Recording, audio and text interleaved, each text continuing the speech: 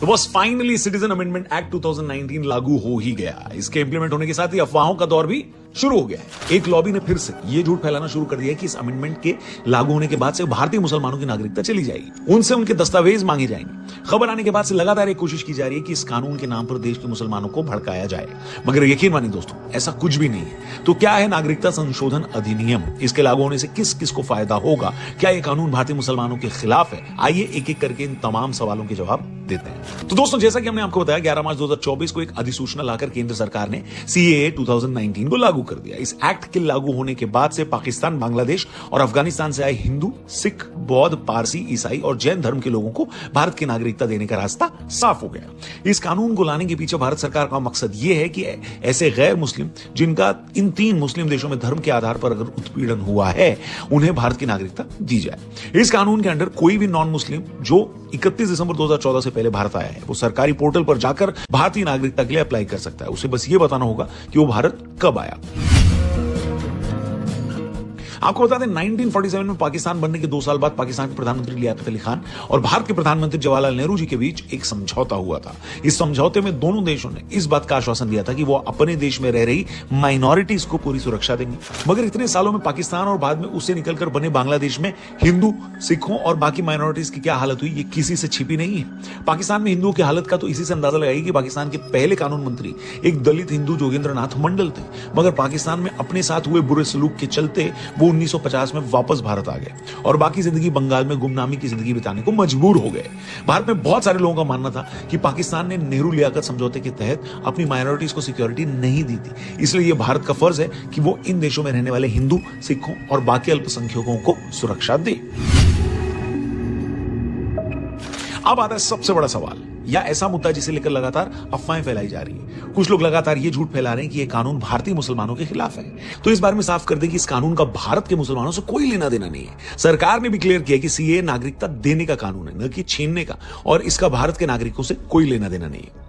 कुछ लोग ये बोलकर इस कानून को भेदभाव वाला बता रहे हैं कि इस कानून में पाकिस्तान, बांग्लादेश और अफगानिस्तान से आने वाले सभी धर्मों के लोगों को शामिल किया गया, मगर मुसलमानों को नहीं। अरे भाई, अगर इस बात की शिकायत है तो उसे भी क्लियर कर देते हैं, और इसे समझना कोई रॉकेट साइंस नहीं है। बड़ी सिंपल सी बात है। पाकिस्तान, अफगानिस्तान और बांग्लादेश ये तीनों ही मुस्लिम देश है। अब इन देशों में अगर माइनॉरिटीज के साथ अत्याचार होता है, वो माइनॉरिटीज जो देश के बंटवारे से पहले भारत का ही हिस्सा थी, तो क्या भारत का फर्ज बनता है कि वो इन लोगों को प्रोटेक्ट करे? अब ऐसा तो नहीं हो सकता ना कि इन तीनों मुस्लिम देशों में रहने वाले मुसलमानों के साथ मुसलमान होने की वजह से अत्याचार किया जा रहा हो, ऐसा तो है नहीं। कुछ लोग ये भी आर्गुमेंट देते हैं कि मगर इन देशों में शिया और अहमदिया मुसलमानों का टॉर्चर किया जाता है, तो भाई शिया और अहमदिया तो मुसलमानों का एक सेक्शन है, और CAA धार्मिक अल्पसंख्यकों के लिए, किसी मजहब के अंदर पीड़ित लोगों के लिए नहीं। लोग ये भी तर्क देते हैं कि भाई 47 में जब पाकिस्तान धर्म के आधार पर पहले ही भारत से अलग हो चुका है, तो फिर 71 में उससे अलग होकर बांग्लादेश भी बन गया, जो अगेन मुस्लिम कंट्री है। जब पहले ही मजहब के नाम पर भारत से 2 देश निकल चुके हैं, तो अब इन देशों के भी मुसलमानों को भारत में अगर सिटीजनशिप दी जाएगी, तो फिर भारत ने अपना बंटवारा सहा ही क्यों? बताइए। एक सवाल यह भी पूछा जा रहा है कि क्या पहली बार इस तरह का कानून आ रहा है? तो बता दूं, नहीं, इससे पहले 2 बार ऐसे कानून आ चुके हैं। आपको बता दें, इस तरह का पहला कानून 1950 में तब आया था जब नेहरू जी देश के प्रधानमंत्री थे और डॉक्टर अंबेडकर देश के कानून मंत्री थे। उस वक्त दी इमिग्रेंट एक्ट लाया गया था। उस कानून को लाने के 2 मकसद थे। एक तो जो लोग किसी गलत इरादे से असम में घुसे थे, उनकी पहचान करके उन्हें देश से बाहर निकालना, और दूसरा ऐसे सिखों और हिंदुओं को भारत में रुकने की इजाजत देना जिनका धर्म के आधार पर पाकिस्तान में उत्पीड़न हुआ था और वो भारत में आ गए थे। इसके बाद 2003 में वाजपेयी जी की सरकार ने गुजरात और राजस्थान की सरकारों को यह खास राइट्स दिए थे कि वो पाकिस्तान और बांग्लादेश से प्रताड़ित होकर आए हिंदुओं और सिखों को भारत की नागरिकता दे।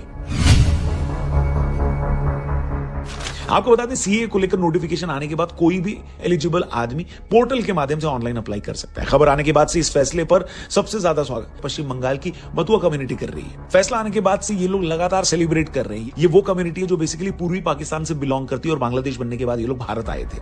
आपको जानकर हैरानी होगी कि पश्चिम बंगाल में मथुआ कम्युनिटी के 30 लाख लोग हैं। जी हाँ, 30 लाख लोग। अभी तो हमने सिर्फ एक कम्युनिटी की बात की है, पूरे देश में ऐसे कितने शरणार्थी होंगे जो पाकिस्तान और बांग्लादेश से भागकर भारत आए होंगे, इसका आप सिर्फ अंदाजा लगा सकते हैं। ये देखकर सच में बड़ी हैरानी होती है कि जब 2019 में CAA कानून पास हुआ था, तब भी बड़े लेवल पर लोगों ने इसे बिना समझे एंटी मुस्लिम अनाउंस कर दिया था। देश में इसे लेकर बवाल बहुत ज्यादा हुआ था। 100 से ज्यादा लोग उन प्रदर्शनों में मारे गए, और हुआ क्या?